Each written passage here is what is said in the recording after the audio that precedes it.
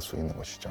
그러니까 여기서 우리가 배워야 될 교훈은 영웅을 숭배하는 순간은 민주주의는 파괴된다. 이런 교훈을 얻을 수 있죠. 네. 마지막 남은 국가가 하나 있었어요. 유럽에서. 히틀러에게 무릎 꿇지 않은 국가. 그 나라가 어디였을까요? 이 동쪽에 있는 큰 나라. 네, 러시아입니다. 최고 통치자가 이제 스탈린이었을 텐데요. 네. 처음에는 서로 침공하지 않겠다. 일시적으로 평화 조약을 불가침 조약을 맺고 전쟁을 했던 것입니다. 근데 영국과 프랑스를 제압해 놓으니까 이제는 소련을 공격할 때가 됐다.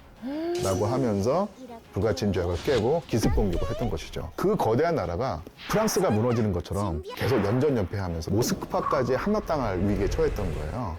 이게 1941년 가을 무렵이거든요. 근데 히틀러가 오판을 하게 된 것은 뭐냐면요. 생각한 것 이상으로 스탈린이 저항을 했던 것이죠.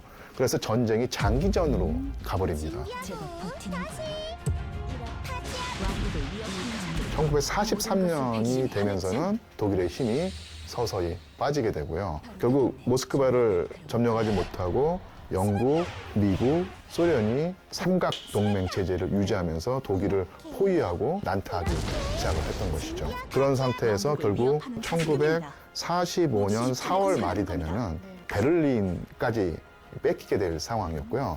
이때 히틀러는 지하 구조물에서 근근히 목숨을 유지하는 상황이었죠. 사실 전쟁에 져도 적군의 최고 권력자는 처벌하지 않는 그런 식으로 그 전까지 돼왔었거든요. 하지만 히틀러는 1800만 명 유대인 중에 3분의 1에 해당하는 600만 명이나 되는 유대인들을 죽였던 사람이기 때문에 패전을 인정해서 살아남을 수 없다는 생각을 하게 된 거예요. 1945년 4월 30일일 겁니다. 자살을 선택하게 되죠. 이렇게 준비하고 다시 숨었다. 근데 또 하나 또 히틀러다운 행동일 수 있는데요. 히틀러가 자기가 결국 죽음을 선택하면서 명령을 내립니다.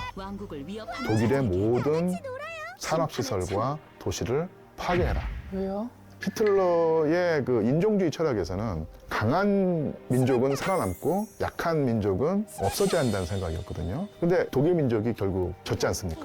그럼 독일 민족은 강한 민족이 아니라 약한 민족이 되는 것이죠. 너무 이상해. 예.